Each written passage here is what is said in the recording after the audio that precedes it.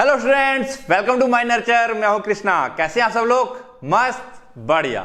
तो चलिए स्टार्ट करते हैं आज हम लोग lecture number 5 pharmaceutics chapter number 1 का यूनाइटेड स्टेट्स फार्माकोपिया यूएसपी को लेकर कुछ बात करेंगे। तो फार्माकोपिया हमारे लिए अब टर्म पुराना हो गया है। फार्माकोपिया का मतलब हमें बहुत अच्छे से पता है। तो इसमें हमें क्या पढ़ना है भाई? जाहिर सी बात है, कौन सी डेट में ये पब्लिश हुआ, कब, क्या, कुछ खास बातें हैं, कुछ लेटेस्ट जो आया उसके बारे में कुछ खास बातें।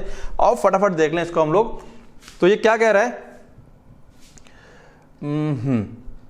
United State pharmacopoeia, the US pharmacopoeial convention. ठीक है ना, ये जो पूरा एक टर्म है इसके लिए कई बार टर्म यूएसपी इस्तेमाल हो जाता है। तो यूएसपी शॉर्ट फॉर्म, ऐसा लगता है कि दोनों एक जैसे ही हैं, तो कई बार कंफ्यूजन हो जाती है। तो मैंने यहां पर क्या किया है, ये यूएसपी यानी कि इसके लिए यूनाइटेड स्टेट फार्माकोपियल कन्वेंशन, जिसको हम यूएसपी कहते हैं कई बार, इज एन प्राइवेट, ये क्या है? एक प्राइवेट नॉन प्रॉफिट अपना फायदा नहीं देखती है, बॉडी ऑफ 300 डेलीगेट्स, 300 लोग यहां काम करते हैं, representing state and national associations and colleges of medicine. ये रिप्रेजेंट करता है नेशनल एसोसिएशंस और कॉलेजेस ऑफ मेडिसिन जो स्टेट और नेशनल लेवल पर हैं, nursing and pharmacy industry and agencies of the federal government. Federal मतलब एक संघ, मतलब जो मिलकर बनी हुई होती है गवर्नमेंट। ठीक है, तो यानी कि ओवरऑल बात ये कहना चाह रहा है कि जैसे कि ये एक ऐसी संस्था है जो इन सब चीजों पर नजर रख रही है। एक तरह से कह सकते हैं हम लोग, जैसे कि हमारे यहां पर क्या है, पीसीआई है।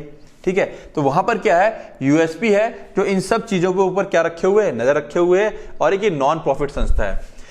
ठीक है, इनकॉर्पोरेटेड इन 1900 में ये शामिल होती है। The purpose of USP are to set standards. इसका पर्पस क्या है? स्टैंडर्ड सेट करना है ना, जैसे पीसीआई का काम समझ लो। ठीक है, तो वैसे इसका काम क्या है? स्टैंडर्ड सेट करना for health care products in the US and to collect, US के अंदर हेल्थ क्या करना, स्टैंडर्ड सेट करना हेल्थ केयर प्रोडक्ट्स को लेकर के। जो हेल्थ के लिए प्रोडक्ट कौन सी होती हैं? दवाइयां, सीधी सी बात है। And disseminate product use, disseminate मतलब किसी चीज का प्रस्ताव, एक तरह से ना प्रचार करना, है ना। Disseminate product use and information to providers and consumers. ठीक है, प्रोडक्ट यूज और उसके इंफॉर्मेशन को प्रोवाइडर्स और कंज्यूमर तक क्या करना है? पहुंचाना है। तो डिसेमिनेट मतलब होता है एक तरह से प्रचार करना या कोई चीज बताना किसी को। ठीक है, तो ये यूएसपी जो मैंने बिना डॉट के लिखी हुई है यहां पर, ये क्या हो गया? US pharmacopoeial convention. Every 5 year USP publishes revised standards for drug in the United State pharmacopoeia. जो ये यूएसपी है हर 5 साल में ड्रग्स को रिवाइज करती है, और यूएसपी यूनाइटेड स्टेट फार्माकोपिया, है ना, कंफ्यूज नहीं करना। अब इसको मैंने क्या किया अपने नोट्स में, U.S.P करके, है ना, डॉट के फॉर्म में लिखा हुआ है।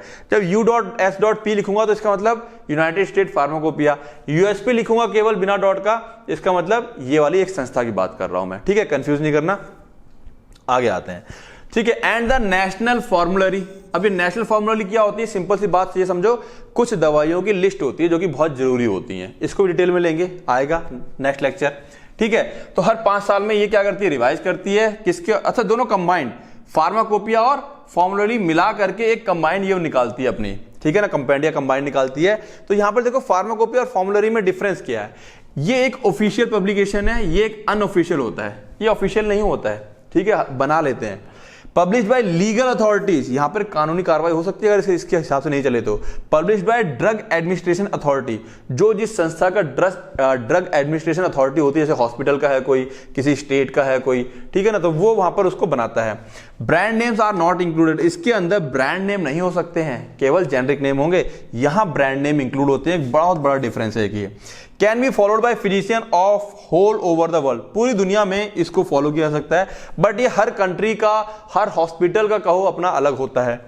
पब्लिश लेस फ्रिक्वेंटली 5 ईयरली, बहुत जल्दी पब्लिश नहीं होता है, 5 साल 10 साल में ऐसे पब्लिश हो रहा है। ये बहुत जल्दी कहो, साल 2 साल के अंदर ये हर साल रिवाइज होता रहे, कौन सी दवाई जरूरी है कौन सी नहीं है। तो फॉर्मुलरी और फार्माकोपिया का डिफरेंस दिमाग में सेट रखना है। ये फार्माकोपिया में अगर मोटी सी बात बताऊं तो ड्रग कैसे बनाई जाती है, कैसे उसका स्टैंडर्डाइजेशन किया जाएगा, कैसे उसकी प्योरिटी चेक की जाएगी, कैसे उसका हम लोग देखेंगे कि वो प्योर है कि नहीं है, कैसे वो देखेंगे उसकी टॉक्सिसिटी कितना है, ये सब बातें यहां होती हैं। इसके अंदर केवल ड्रग के नाम होते हैं जो जरूरी होते हैं। क्लियर होगी बात? ठीक है, तो आगे आते हैं। These standards are recognized as official by federal government। ठीक है, इसको हम लोग ऑफिशियल की तौर पे, ये जो फार्माकोपिया यानी कि इस तरह से लिखा जाएगा अब, यूएसपी और एनएफ, ये मिल करके एक किताब रिलीज होती है जिसे हम, ठीक, कंपेंडिया बोल देते हैं। दीज स्टैंडर्ड्स ये ऑफिशियली रिकॉग्नाइज किए जाते हैं गवर्नमेंट के द्वारा, and enforceable by FDA, FDA के द्वारा इनफोर्स में लाए जाते हैं, कानूनी तौर पे लागू किए जाते हैं।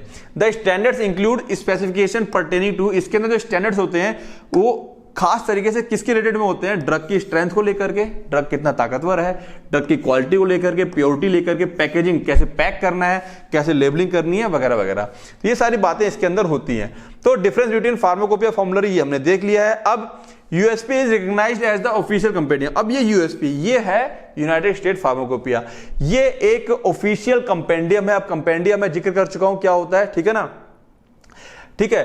For drug in the US, US के अंदर इसको एक ऑफिशियल कंपेंडियम माना जाता है। ऑफिशियल मतलब समझते हो, जिसको सब मानेंगे। According to the Federal Food Drug and Cosmetic Act, कौन सा है यहां पर देखो, ब्रिटिश में क्या था, लास्ट लेक्चर में पढ़ा होगा ब्रिटिश वाला, तो उसमें मेडिसिन एक्ट था। यहां पर क्या है, Federal Food Drug and Cosmetic act. तो यही सब छोटी छोटी बातें हैं जो मैं तुम लोगों को एमसीक्यू की प्रैक्टिस में भी करवा दूंगा, और यहां तो खैर बताता हुआ चल ही रहा हूं। USP sets standard for drug identity, strength and purity, है ना। जो यूएसपी है वो ड्रग की आइडेंटिटी कैसे ढूंढा जाएगा, उसकी स्ट्रेंथ और प्योरिटी के लिए स्टैंडर्ड सेट करती है कि उसका ये मानक होगा, इतना इतना आपको रखना है, इससे ना ऊपर ना इससे नीचे। FDA enforces the standard set by the USP. USP में जो स्टैंडर्ड है उसको कौन चेक करेगा, एफडीए। वो चेक करेगा कि पूरा जो उसमें है उसके कंट्री में इसके हिसाब से चीजें बन रही कि नहीं बन रही, नहीं बन रही है तो क्या हो जाएगा, लीगल, उसके ऊपर कानूनी कार्रवाई हो जाएगी। तो USP is published in combined volume with the national formulary. मैंने कहा ना, जो यूएसपी है वो नेशनल फॉर्मुलरी के साथ कंबाइंड वॉल्यूम में पब्लिश की जाती है, USP NF. USP sets standard for both human drugs and animal drugs, दोनों के लिए ये स्टैंडर्ड सेट करती है। USP also sets standard for the dietary supplement, खाने में डाइट क्या रहेगी, कितना कितना खाना है रोज हमको, मतलब डाइट के तौर पे कितना कार्बोहाइड्रेट, फैट, प्रोटीन लेना चाहिए। एंड फूड इंग्रेडिएंट, फूड के अंदर वहां पे क्या है, देखा होगा विदेशों में पैकेट वाले फूड बहुत ज्यादा है, तो उसके अंदर प्रिजर्वेटिव्स, केमिकल्स, कलरिंग एजेंट वो सब बहुत ज्यादा रहता है करके। तो वो जो फूड के इंग्रेडिएंट्स हैं उनके बारे में भी क्या करता है, ये डिसीजन लेता है। अब यूएसपी की अगर हिस्ट्री ले लें अगर हम लोग, तो ये यूएसपी होगी संस्था जो कि नॉन प्रॉफिटेबल थी, स्टैब्लिश की गई थी by doctor Lyman Spalding with 10 physician in January 1820 में, ठीक है ना। USP publish United State Pharmacopoeia, ये जो है ये पब्लिश करती है यूएसपी को, ठीक है। तो यूएसपी पब्लिश करती है, यूएसपी को कंफ्यूज मत कर जाना, ये संस्था है, ये फार्माकोपिया है सिंस 1820, और तभी से ही यूएसपी यानी कि यूनाइटेड स्टेट फार्माकोपिया पब्लिश होती हुई चली आ रही है। Federal Food Drug Act recognise the USP and NF in 1906, यानी कि ये जो था फेडरल फूड ड्रग और एक्ट ने यूएसपी और एनएफ को रिकॉग्नाइज किया कि हाँ ये होनी चाहिए और ये लीगल रहेगा अपनी कंट्री के लिए 1906 में, और इन्फोर्स किया गया, लीगल तौर पे लागू करवाया किसने, एफडीए ने इन 1938 में फर्स्ट। अच्छा ये पब्लिश तो हो गई थी, लेकिन लीगल तौर पे जो काम हो रहे हैं वो ये वाली डेट होगी, तो यानी कि ये कहीं ना कहीं हमारे पास क्या हो जाती है, एक इंपॉर्टेंट बात हो जाती है। First national formulary of the United state appeared in 1888, again एक इंपॉर्टेंट लाइन है तुम्हारे एमसीक्यू के लिए। अब बात कर रहा है इन 1888 में, यानी कि 1888 में नेशनल फॉर्मुलरी आ गई थी, बना दी थी किसी ने, लेकिन इन 1975 यूएसपी एक्वायर्ड मतलब उसने उसको ले लिया, अधिग्रहण कर लिया उसका, the national formulary which contain excipients standards, ठीक है ना, जो ड्रग के अंदर कंटेंट एक्स्ट्रा पढ़ते हैं उसके अंदर उसके वो लिखे हुए थे। USP acquired the Food Chemical Codex in 2006, उसने उसको भी एक्वायर कर लिया। Provides quality standard, USP NF FCC, ये तीनों मिलकर के क्या प्रोवाइड करवाते हैं, क्वालिटी स्टैंडर्ड्स। दवाओं को लेकर के जो सब्सटेंस दवाइयों में इस्तेमाल हो रहे हैं उन सब की क्या क्वालिटी रहेगी, कैसा स्टैंडर्ड होना चाहिए, वो सब ये तीनों मिलकर के वहां पे प्रोवाइड करवाते हैं, ठीक है। एक्सपर्ट्स वॉलंटियर्स, यानी कि एक्सपर्ट्स कमिटी, जैसे कि साइंटिस्ट, साइंटिफिक डिसीजन मेकर्स, कुछ आगे मेरे ख्याल से कट हो गया, ओके। तो यहां कहना चाह रहा है जो expert volunteers, expert committees are scientific decision makers, जो साइंटिस्ट, जो एक्सपर्ट कमिटीज होती हैं जिनको ये बनाती हैं, जो यूएसपी को बनाएगी, एनएफ को बनाएगी, एफसीसी को बनाएगी, उसके अंदर एक्सपर्ट वॉलंटियर्स होते हैं। एक्सपर्ट वॉलंटियर्स मतलब जो खुद से आकर के काम करना चाहते हैं और एक्सपर्ट होते हैं, अपनी अपनी फील्ड के माहिर होंगे वो, ठीक है ना।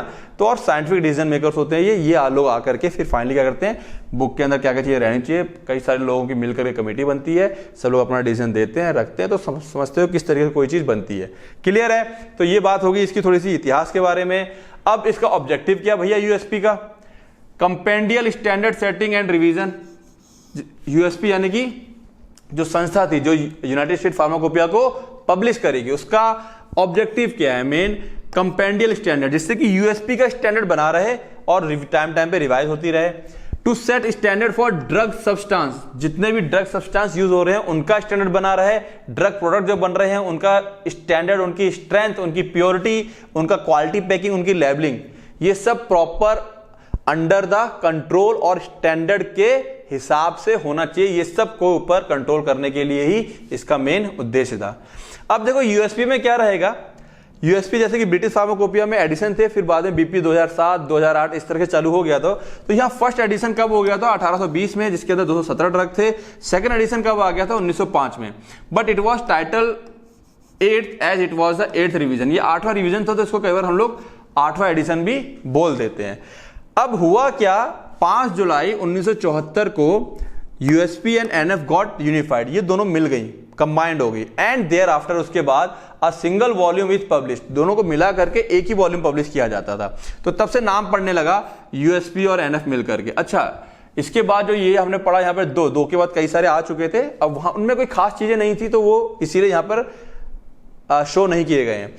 जब तक जो रिलीज हुआ ये, तब तक 22वीं यूएसपी छप चुकी थी और 17वीं एनएफ आ चुकी थी, दोनों को मिला करके कंबाइन किया गया, ठीक है। और ये कब आई 1990 में, 22nd edition of USP combined with 17th edition of NF, और मिला करके इसको पब्लिश कर दिया गया। Electronic version of USB NF on floppy disk was introduced in 1992। Electronic, पहले फ्लॉपी डिस्क आती थी जो कि अब नहीं आती हैं, ठीक है, उसमें भी यानी कि एक तरह से इलेक्ट्रॉनिक मीडिया कंप्यूटर पर देखने के लिए 1992 में इसको इंट्रोड्यूस किया गया। फिर USB 2318 was published in Mumbai as an Asian edition at the end of 1994। 23 has 10 supplement, जो यूएसपी 23 थे उसके 10 सप्लीमेंट्स थे। सप्लीमेंट मतलब समझते हो ना, चीजें जब उसमें कुछ करेक्ट कर दी जाती हैं। 2419 अपीयर्ड फ्रॉम 1 जनवरी 2000, ये 2000 से आई। यूएसपी 3025 NF25 अपीयर्ड फ्रॉम मई 2007। तो इसमें डेट्स वगैरह हैं। अब यहाँ पर कुछ खास बातें हैं तो वो हमने यहाँ लिखी हुई हैं, देखें क्या है जरा। It contains scientific standards for drug. अच्छा, कभी आ जाए तो ये जनरल बातें लिख सकते हो, ये हर फार्माकोपिया में कहीं ना कहीं कॉमन है। क्या क्या होगा, scientific standard for drug, dietary substance, biological products, excipient used in doses form, है ना। कुछ कॉमन सी 8-10 लाइन निकाल लेनी है जो एक फार्माकोपिया के अंदर होती हैं।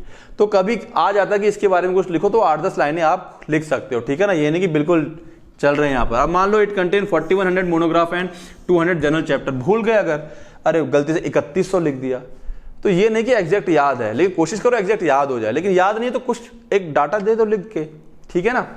4100 मोनोग्राफ एंड 200 जर्नल चैप्टर्स थे यहाँ पर। It has been printed in 3 volume, में 3 वॉल्यूम में प्रिंट हुआ था। Volume 1 contain general chapters and volume 2 and 3 contain monograph. General chapter मतलब वही प्रीफेस, इंडेक्स, एक्नॉलेजमेंट वगैरह वो सब चीजें होंगी।